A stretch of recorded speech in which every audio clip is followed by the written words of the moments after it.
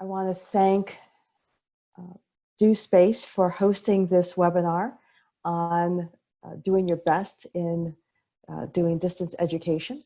I want to thank the people who are on this webinar as participants, and for those of you who are in chat telling me why you're interested in this topic. So my name is Jill Hurst-Wahl. I am faculty at Syracuse University, and I've been teaching online since 2001. And that means I've taught online in different modes for a long time. Now, life has changed recently. You probably are aware of that. And so this is a great time as you're switching to online education to kind of stop and think about some tips for doing online classes well.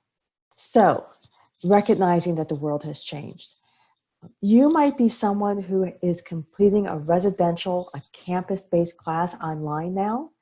And if you are, welcome. I know that's a huge change for you.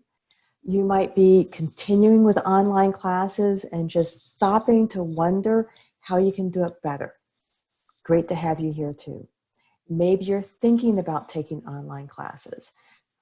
I'm sure no matter your course situation, that at this moment you're stressed. And no matter what format your classes are in, you're trying to figure out how to do them well.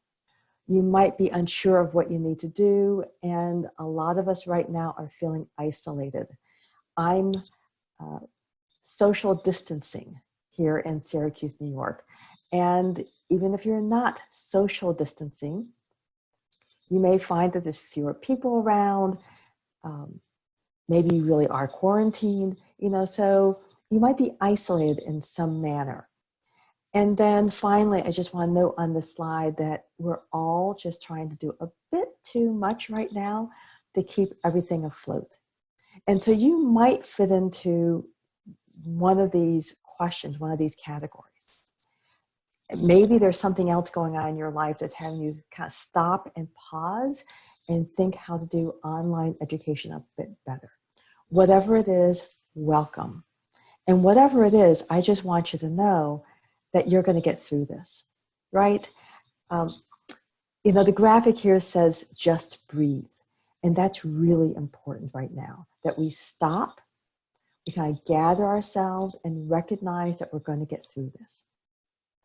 That might mean that you start taking your classes day by day, that you really think about what do you need to do today.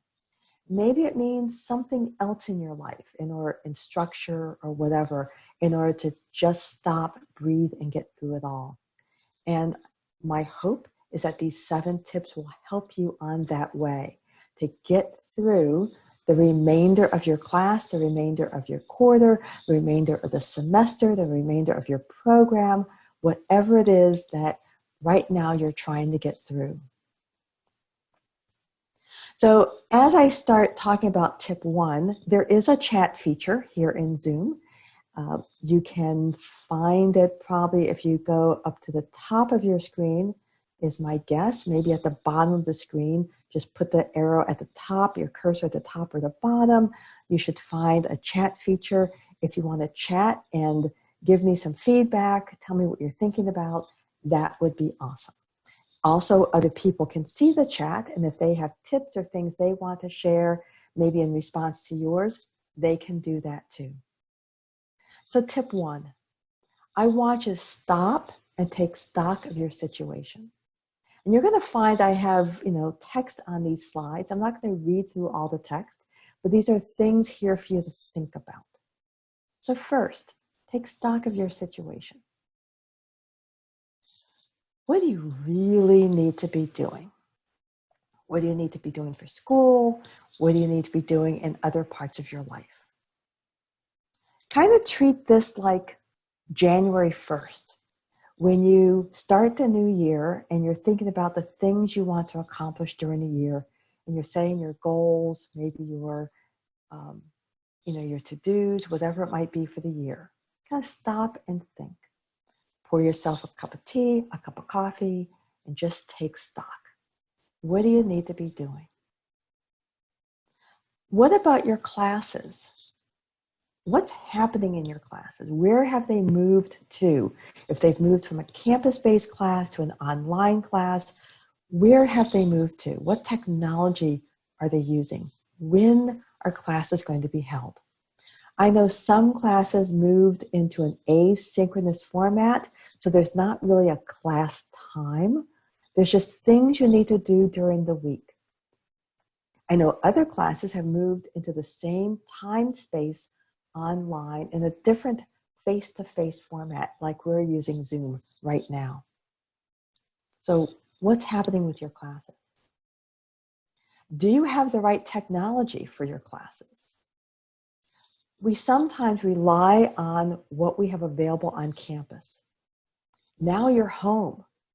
Maybe you can work in your public library if it's not closed for COVID-19. Maybe you have someplace else you can work, but do you have access to the right technology and the other resources that you need to keep your classes going?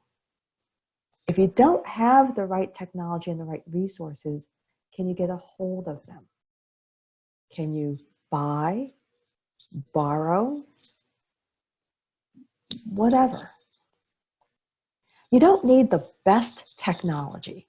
You just need the technology to get you through your class. And you need the right resources. So can you access your college library at a distance? Are there other resources you need to have available to you? Where are they, and how do you access them?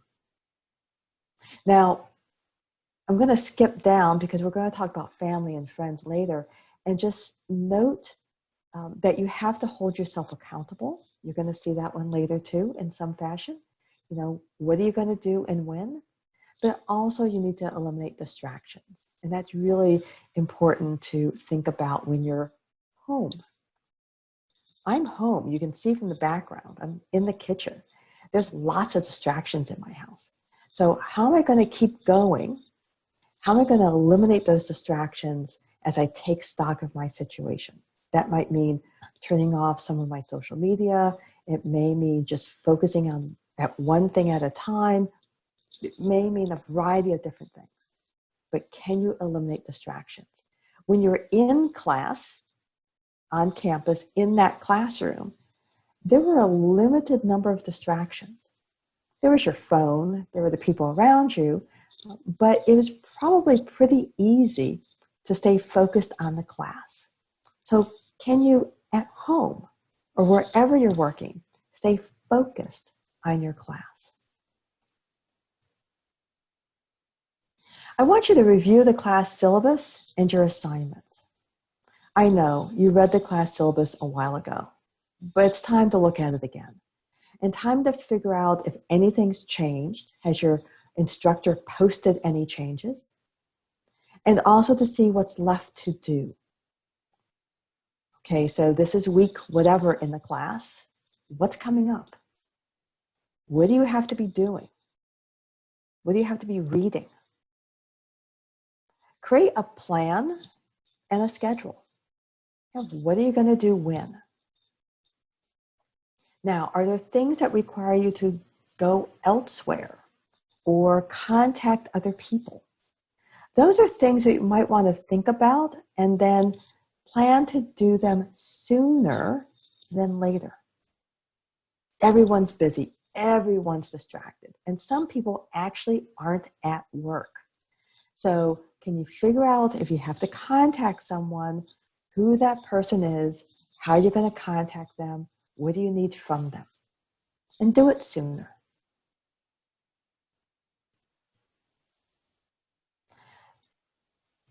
Tip 3 is actually very important. You're now at a distance, whatever that really means. So can you touch base with your school, your instructors, and other students? It's kind of weird, right? That you can't just walk through your building and see people. You can't just stop in to ask a question. So is there a place where the school is posting announcements? Whether it's about COVID-19 or about technology issues in moving classes online, or something else. Stay up to date on the announcements. Know what's going on. I know some of them are long, lots of them are boring. But skim through and make sure that anything that's appropriate for you at the moment that you're seeing. Your instructors are probably pretty stressed. Some of them have never done online education before, and suddenly they have to do it with not a lot of warning. Can you connect with them? Do you know how to connect with them? So can you find their email address? Do you know where they've transitioned their class online? Do you know when their office hours are? Find that information. And then I would really encourage you to send that person a message. It doesn't have to be a question. It could just be, hi, I'm your student and I'm still here.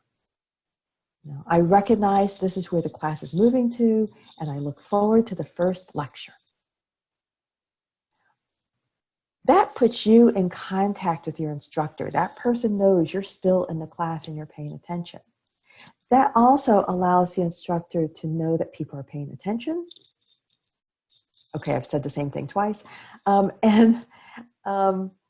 It gives the person some good feedback. That person wants to know that the students are still there, still paying attention, still involved. And so you've done a good thing for that professor, for that instructor. And trust me, that instructor will remember you for that act of kindness.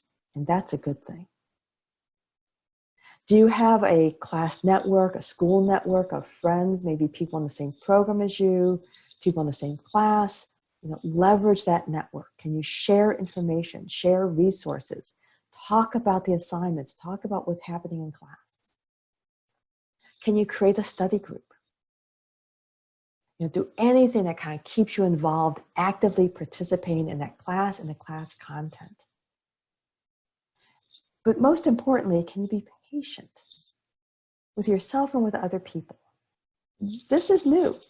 This is new for a lot of people to suddenly be online. So things are going to go wrong. Can you be patient with that? The internet is a little stressed right now. Technology is a little stressed around the world.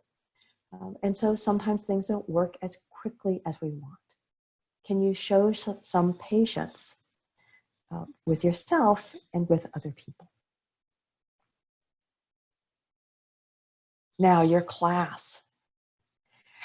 I'm assuming that your classes have moved to an online environment where there's some sort of a session, in quotation mark. Something that you log into.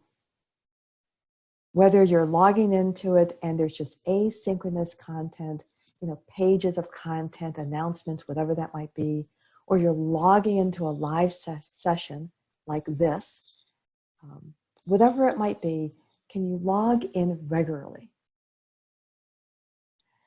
Can you ensure that you can see the content, that you're checking the messages, that you're looking at announcements, that you see what's new?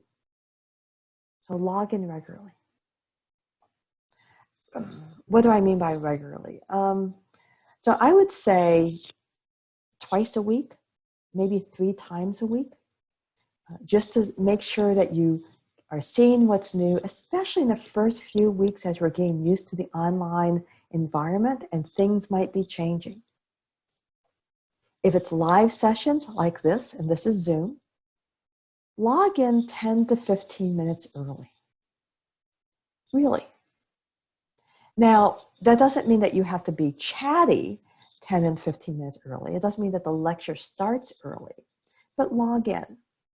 Feel free to have your cup of tea, your papers, whatever, It's okay to read in that 10 to 15 minutes, have something there to read. But it's also a time where you can ask questions and interact with the instructor and the other students. It's a time when you can ensure that the technology is working correctly. Better to log in a bit early. And then with your live sessions, pay attention and participate. Pay attention means looking at the camera, looking at the screen, using the chat feature, using whatever to interact and to participate. And trust me, in a live session, your instructor, if it's like this, can see all of your faces. You might be required to have your camera on. So that person's looking at your faces and looking to see, are you paying attention? But pay attention. Nod every once in a while. Ask a question. If it's asynchronous content, I have some tips here. And two that I want to emphasize is one, do your best. I know asynchronous can be hard. You're reading a lot. You might be writing more than normal. So you might be shifting from do it all to do your best. Do your best. And since you're writing more in asynchronous classes, please write more professionally. The big why is you want to be understood. And if you write brief and kind of chatty with a lot of acronyms and a lot of abbreviations, the people on the other side might not understand it. So write longer sentences, write more descriptively, write more professionally, so that the people, your classmates and your instructor, understand what you're saying. And this is also a great time to show your instructor, someone who might give you a recommendation later, your writing ability.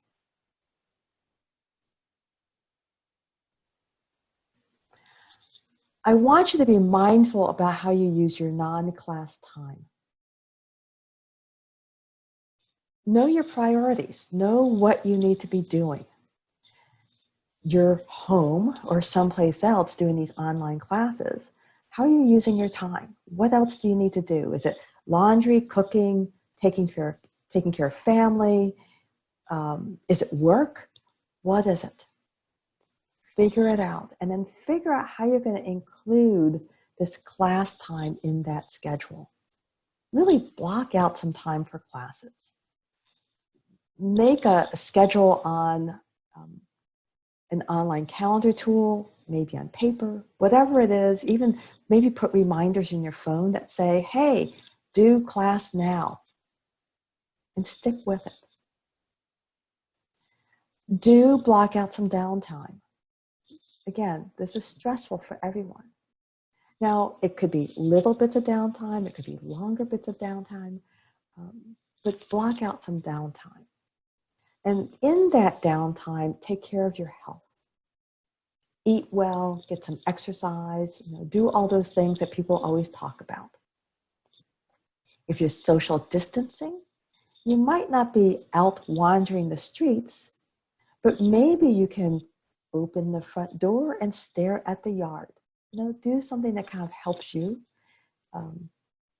takes care of your health, get you focused a little bit elsewhere for a moment or two. And that's important. So how are you going to use your non-class time? If you're having problems, I want you to get help. Talk to family or friends. Who are those people you really rely on? Think about it. You know who they are. And this is a great time to touch base with them. They probably would like to have someone to talk with, maybe text with.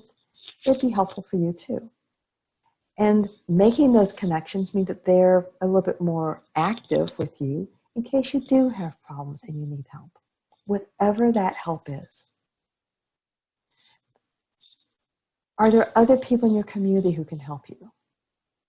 Can they help you block out time? Can they run errands for you? Can they talk to you about your classes? Can they proof your assignments for you? Whatever it might be. Are there other people in the community that you can rely on? Is it just someone to talk to? Again, maybe you're using online technology for that, maybe using text messaging, whatever it might be. Talk to your instructors. And this is really important. Your instructors really can be helpful to you. So talk to them. Maybe you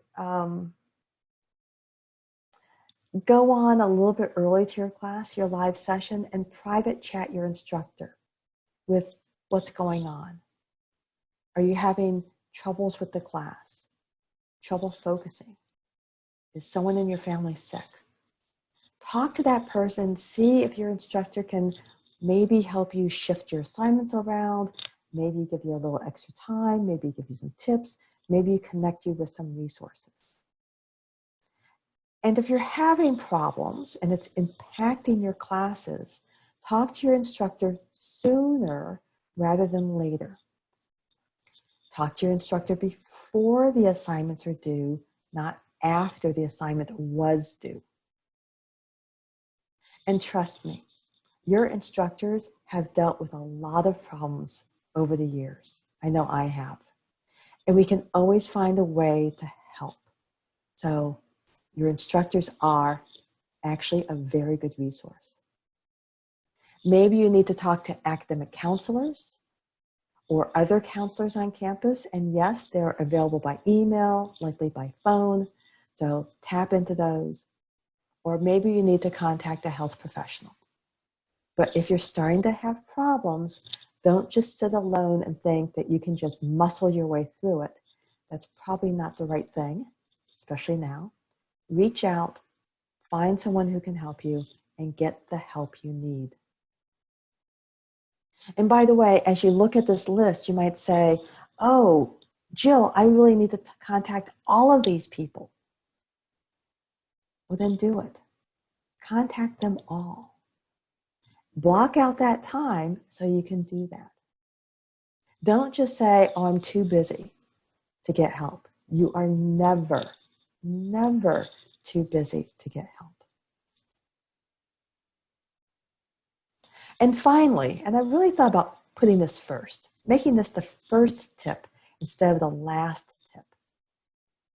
I want you to reward yourself. Look at the calendar, look at your syllabus, and think about when that last class is. Mark it on the calendar and decide that you're going to celebrate, whether it's a nice cup of coffee, a walk around the block, an online meeting with your friends where you hold a little celebration, whatever it might be. After that last class, celebrate. Now, the last class does not mean that your grades have been submitted. So if you want to take that extra step, find out when grades are actually due, when your instructor has to submit those grades. And hold another celebration. Like, yes, the grades were submitted. I'm really, really done. If you're graduating, I have no idea what your graduation ceremony might be or might not be. But if you're graduating, when that day comes, whether you're walking across the stage or not, hold a celebration. A little celebration, a big celebration, a distributed celebration, whatever it is. Also reward yourself for making progress. End of a live session, have a mini celebration. Maybe it's a nice cup of coffee. Got that assignment done? Hold yourself a mini celebration, right? You need, while you're doing these classes on your own from your house, you need to find ways to celebrate because you're not seeing other people. You're not high-fiving each other as you leave the classroom. So find ways to celebrate and celebrate along the way and at the end. So as I look at the clock, I've got about 5 minutes for questions, for comments, for the things that you're curious about, the things that you need help with. Maybe you have ideas about what would work. You have tips that you want to share. So I invite you to share those. And whoops, sorry for a second. So this is me, by the way, screaming, not really screaming, at one of the Smithsonian's in Washington, D.C. Isn't that great? Shark in the background. So I'm going to open up the chat. And so let's see. What I'm seeing is that people, one person said, I just want to get an idea of tips to ensure that training runs smoothly. Hope you got some tips. But by the way, notice that these tips aren't about the in-class activity. I'm really thinking about the whole picture. You know, what do you need to be doing out of class? What do you need to be doing to kind of keep yourself on schedule? I can't help you with, you know, how does your software work? Because we're all going to be using lots of different software, although many of us, I think, will be in Zoom.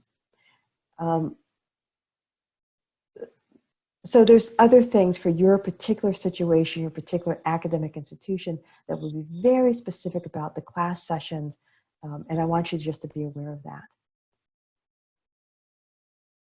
And someone else said, you know, always looking for new ideas. Now I see that there's a question, so let me see. So the question is, what platform do you recommend for learning online for self-paced learning? So there's lots of different places. If you're in an academic institution that is moving online, I would think, number one, use what everyone else is using. So if it's Blackboard, it's Canvas, it's Moodle, whatever that might be, it's going to be a place where it's a walled garden. So the people who are in the class can see the content. The people who are outside the class can't see the content. You really do want that walled garden for a variety of different reasons, which I won't get into. But legally, there's some reasons why you want that walled garden. And so I would just use what other people are using. If you are not in an academic institution, or your academic institution hasn't selected a tool for asynchronous sessions, and I think that's what you asked, right? Asynchronous? Yeah, online self-paced, so that would be asynchronous. I would say that any website can be used. People have done kind of training in really unusual places. A colleague recently was involved in some training that was done through Instagram. So just, you know, you can think creatively. But if you're at an academic institution, there really is a benefit to using what everyone else is using. Even if you don't like the software at the moment, you'll have some IT support and some learning and training support from your academic institution. Michael Sowers notes that DoSpace has been posting a whole bunch of links to resources offering online learning. And so you can check their Facebook and Twitter accounts for those resources. Thanks. Are there other questions? Other things that you would like to share? Now, this is kind of unusual for a live class. Normally, there's lots of questions. So if you're taking a live class, make sure you have questions. Make sure there's not a whole lot of dead time for your instructor. The person will totally appreciate some questions and some comments. Okay, so not seeing any questions for everyone else or comments for everyone else. I'm thinking that we should probably end this webinar. I don't know if, and I'm just checking around to make sure that there's not anything popping up. I don't see anything popping up. So I'm going to stop this recording. And I know that DoSpace will post this recording online. Please feel free to share this with your friends and colleagues. You can find me online, so if you have questions after this, feel free to ask. You can find me on Twitter, all over the place. My name is pretty unique, Jill Hurst-Wahl. And so find me, ask me questions at any time. Thank you. Bye.